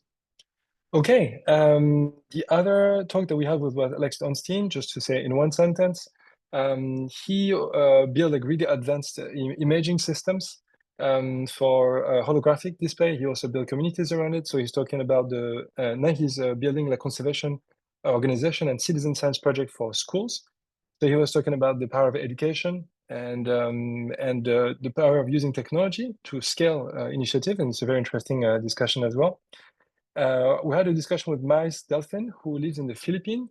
And what he said that was for me, the key takeaways is that all the system we were talking about, so Pavlo already works in Ukraine, but in the Philippines, what they have a problem is that when the typhoon fall down, all the electric system, everything is broken down. And so it's basically like a war zone, very similar, like the internet is down, electricity is down. And so a lot of the IoT system that they build is also breaking down. So what they have been doing, they also deploy mesh networks on the ground. So they bring their own generators, they bring their own antennas, they deploy the IoT sensors, basically as a basic humanitarian framework, infrastructure, so they can, and they use a lot of military technologies actually. So that was quite interesting to talk with him about this. And the most important thing I think he said as well is that a lot of the projects that collect environmental data are an extension of colonial projects. People come to Philippines as a humanitarian, and they ask Filipino people to share their data. So people are, they are in a flood, for example, and they're literally like dying, and they will share this information with the hope that somebody will come to help them. But so many times they share the data, but nobody come to help them. So what he's saying is that it's fine, we can share the data, but you need to line up help. You need to line up resources. Don't just make the layer of data, of problem, give us a layer of solution. There are people on the ground that are actually organizing, water filtration, that are building like building generators, that are building basic internet networks, who are buying satellite data to share locally. So he said, like, it's fine that you're doing environmental data, but please, please, please don't make it just an information portal. Make it an action portal. Give people an ability to do something tangible on the ground. So that's what he was saying. So, and so that was a very powerful message. And yeah, so we can definitely take this into account. And the last person that we're going to interview tomorrow is an Indian data scientist and data visualization person. And so she works in the air pollution data visualization in India. And she was saying how the work of data visualizing has shifted public perception of air pollution in India. So her name is Gautam. So we're going to interview her tomorrow, and we'll post it on the blog as well. And so she's talking about the power of information in places where in India there's a lot of corruption. So when people put an air quality sensor, sometimes they're being targeted. So they put a sensor out, and then people in the neighborhood or people who own the factory next to them would go and destroy their sensor or do worse thing to their families. So we're working with fence line people. We need to protect their identity. As much as we need to inform the population, we need to protect their identity. And so how do we do that and keep the people safe while they provide the data? So those talks are going to come up on the blog post during the hackathon. And if you have time to watch it, or if you are taking a break and eating while you are doing some coding, this could be a really good material. Okay, so we've come to the end of the lightning talk. And I was thinking maybe the vision and community building can also be together. I feel like growing the team. Sure. I think they will make better. Sure. Why not? Why not? How do we Oh, basically and I by the think way, this is also the business. Pavlo Sorry? had to go back to sleep, so he says Oh thanks. yes. Yeah, it's like Sorry. 3 a.m. for him now, so he's Fair enough. Yeah, we can make sure that like everyone's connected on Slack Yeah, as I think well. Maybe that's no the best way problem. to communicate. Yeah. Mhm.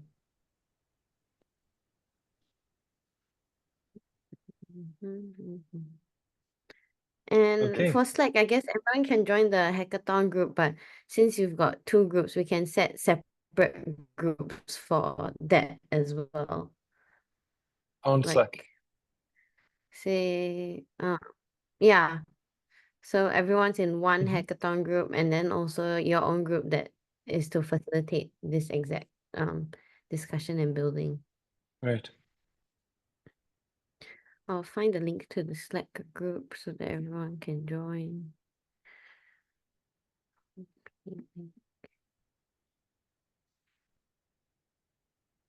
Okay. So let's resume. So okay. So maybe now that we see there's maybe the goal setting could be done actually inside of the groups. Yeah. I think that'd be a bit clearer. So maybe the structure of the flow was not really that good. Maybe it should be. Maybe you can just briefly mention the resources and then go into goal settings per group, but do it in a public way so both groups can hear the goal of the other. So at this we are all clear like what we're trying to achieve collectively. Okay, so the resources, just very briefly.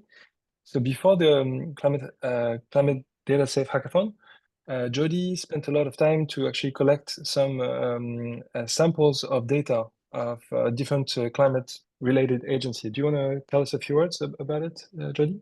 Oh, actually, these were just examples of like the different types of data that they have made available publicly. But they're all stored in different formats, and you can take a look through these links. But we also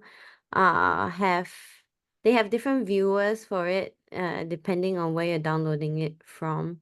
But they're just sample data sets that you can either download from the links on the website or on the column called data sample. Yeah, so that's that. And if they require a certain type of viewer, I think I'll put it in the notes. Yeah. And we also have actually data from Safecast itself. So if you go back to the Miro board, we have that link for data from from Safecast. Yep. And so At you the said same CAS time, data is Caesar, do you wanna put the Google, is it Google Drive or anything that you wanna upload items Oh into? yes, so we have a small Google Drive that we can all use to dump Yeah. stuff in it. Yeah. Yeah. And I'll share the link to the Go ahead Slack afterwards. on the Yeah. resource section as well. Oh yes, that's right. So it is. See Yeah. the shortcut to it is. So the Slack, just to show how it looks like, just so for the people who are not there yet, Slack looks like this. We have different subgroups. Yeah.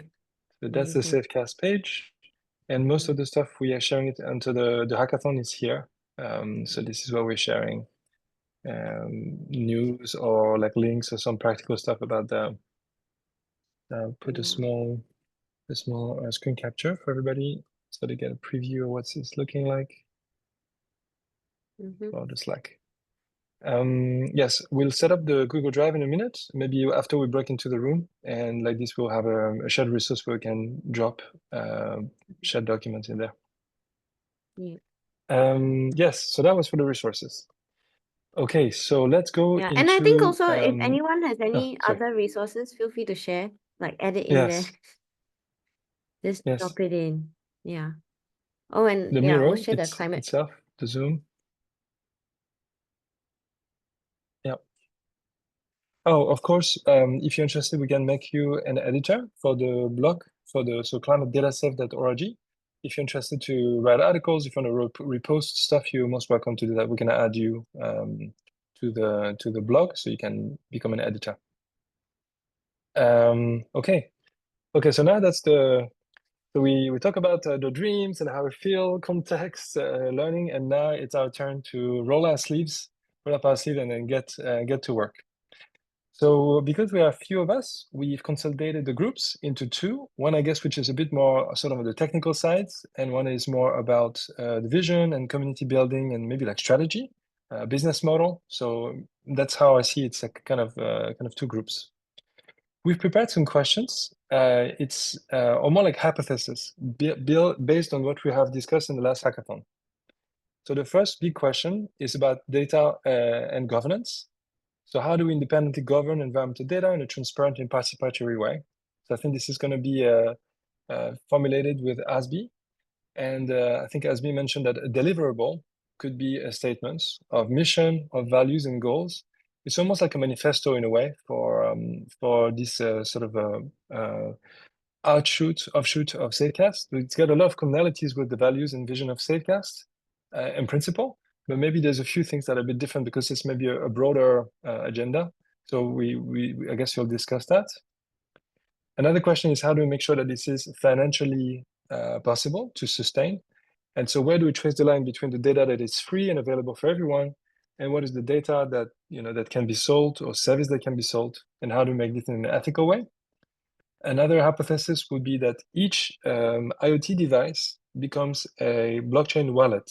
So instead of having a blockchain wallet and sell the devices, what if each of the device itself started to earn as it's broadcasting data, or when somebody buys the data, then the sensor that was used to provide this information can actually recover some of this cost. So how can we make this in a decentralized, anonymous way, but still have like a business model? So, and at what level, technically speaking, does it become worth it to transfer a small micropayment for the sensor's owner?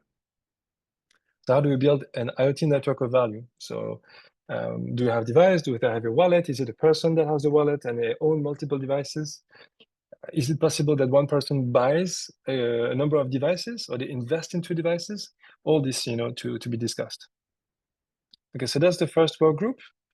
Is there more goals that sort of emerge because of the inspirational talk that we've heard, or concern that you have, or thing that you think we should be talking about? So the goal here is build a network of value. So maybe it's a blockchain sort of network with devices. This one is more like a statement and maybe like a business model. Maybe the business model, I will add it here. Let's business model. Any other suggestion that you would have?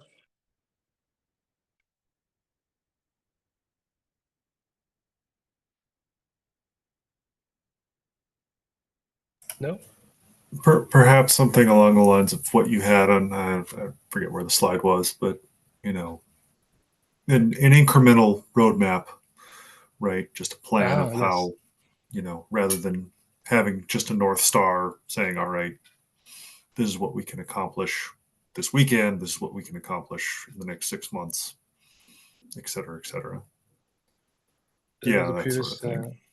But more from a business side than just a technological one.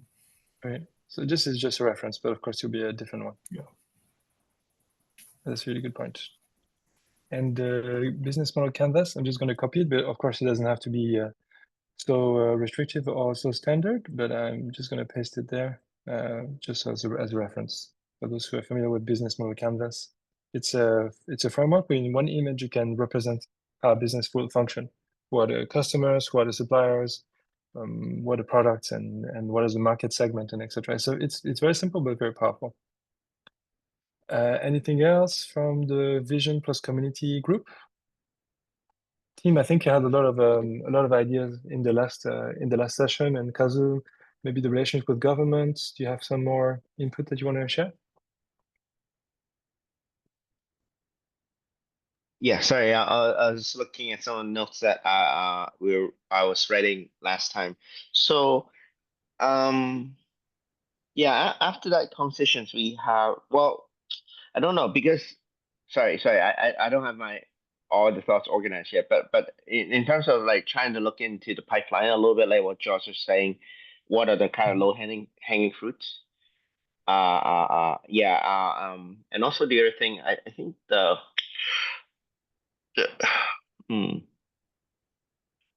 yeah, I still kind of trying to take some time in terms of the structures of the stakeholders.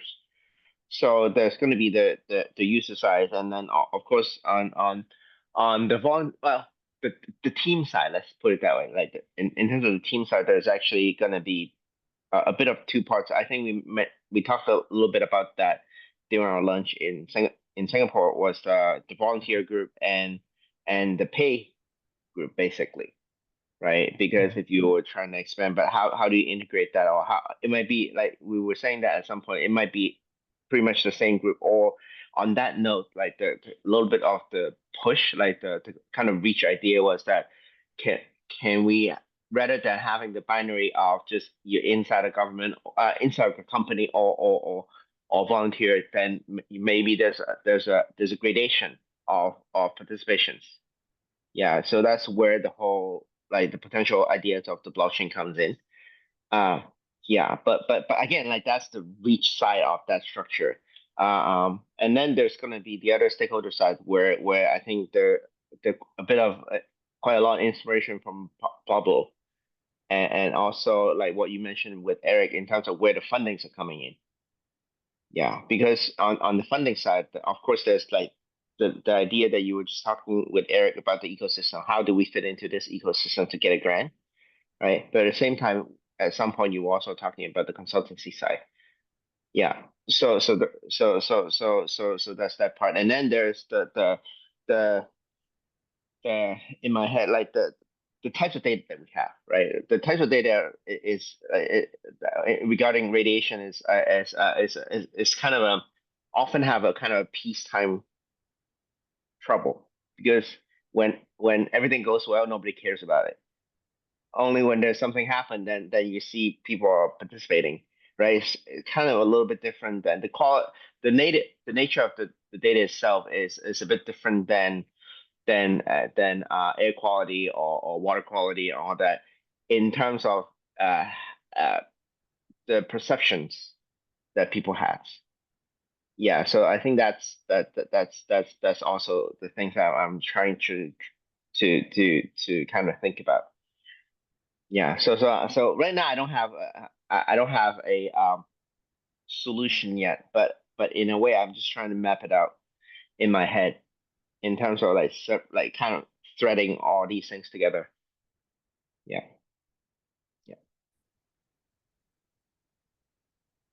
Thank you.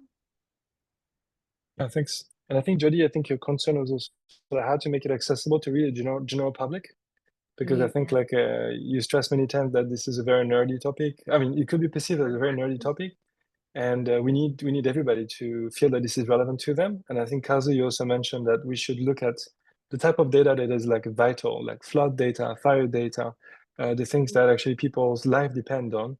And yeah, so that was a really good focus points that you mentioned. True. Okay, so then the next group, the data verification, scaling, and visualization. So these are like quite different topics.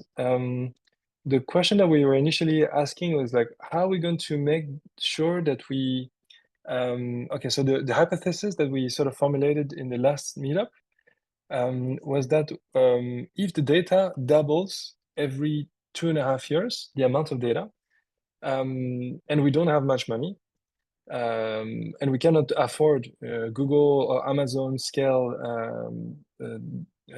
hosting, even if maybe they would be willing to sponsor the project for some time, but that's something that would make us very dependent on those big organizations, and most of them might be in the West. How do we decentralize? And so we were talking about torrent last time. So that means that people we could of course have a layer of the most popular data set to be served through the conventional AWS and Google Cloud, but maybe if we want to have like more exotic or like long tail data sets, they could be on torrents, so they could still be available even if they're not as used as frequently. So we're discussing like if we could prototype in this hackathon a backup that is a torrent-based backup, or like a long tail serving of data set which is made with torrent. Another big question was about the verification of the data.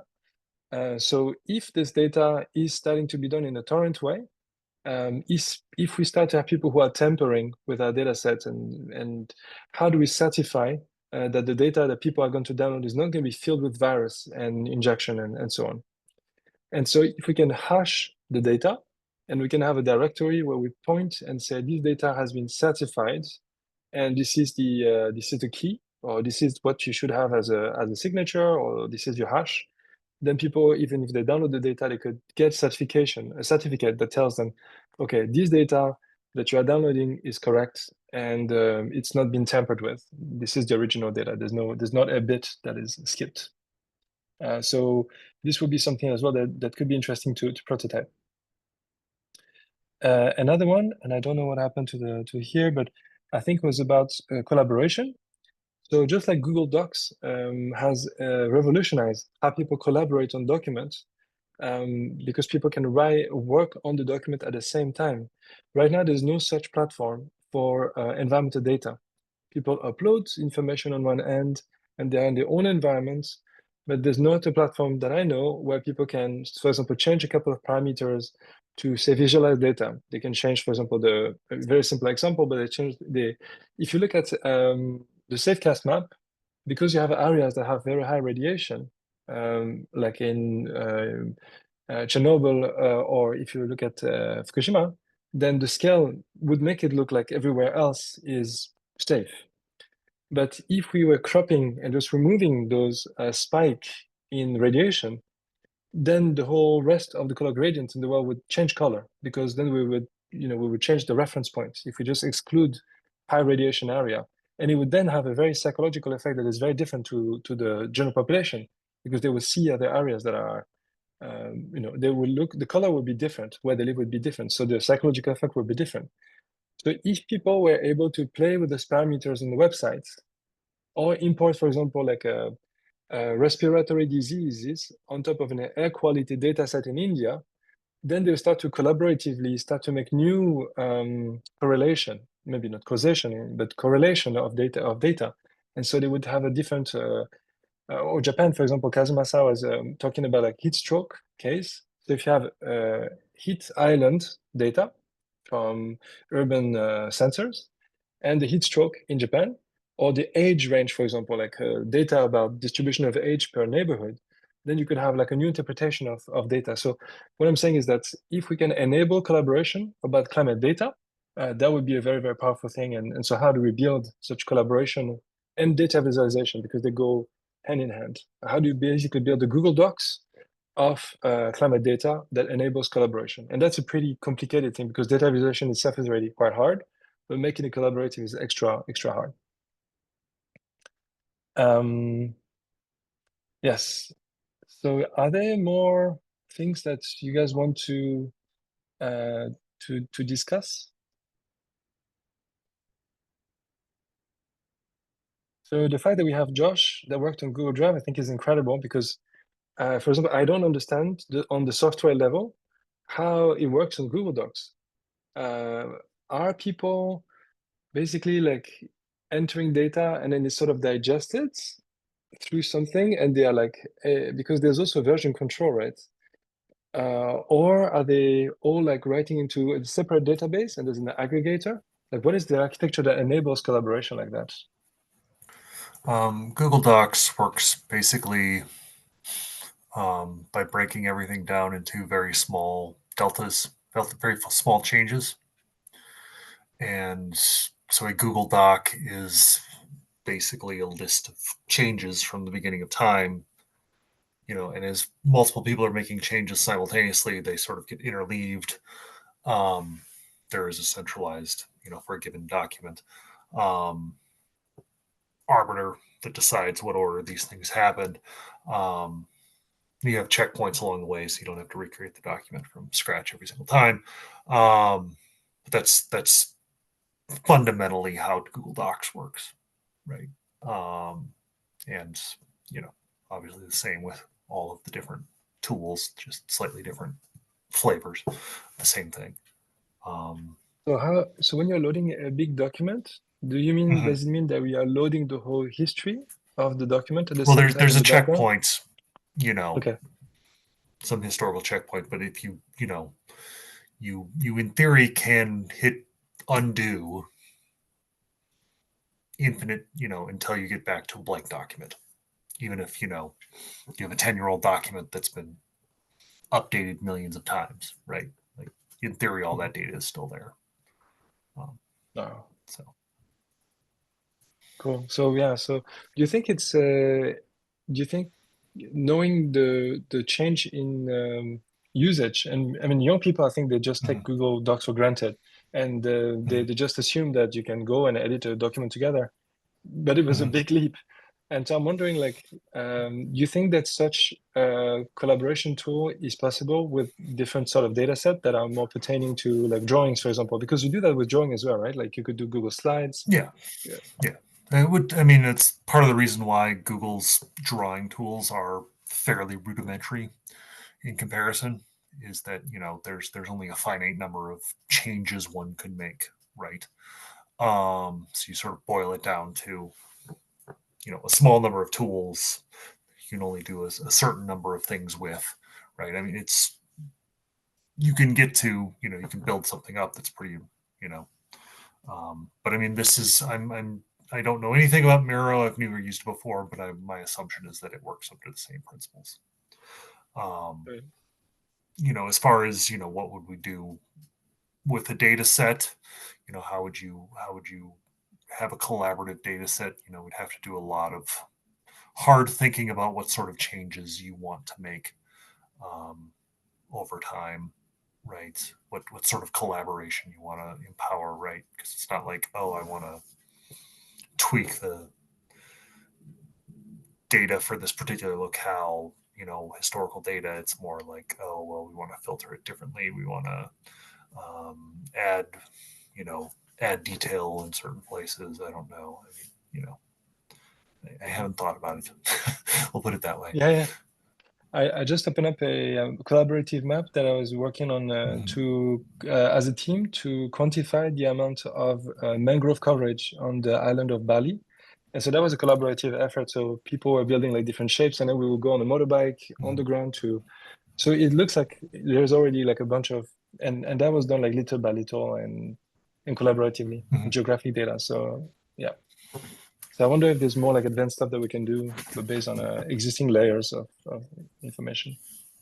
Yeah. Awesome. Okay. So this is now the official start of the hackathon. So just to before we go into the breakout, I just want to announce the structure of the event. I know Jody is not a fan of this ugly table, but so we are now in the end of the kickoff session where we are basically like briefing each other. The next will be a check-in time. So depending on your time zone, so the next check-in time will be tonight for Japan time.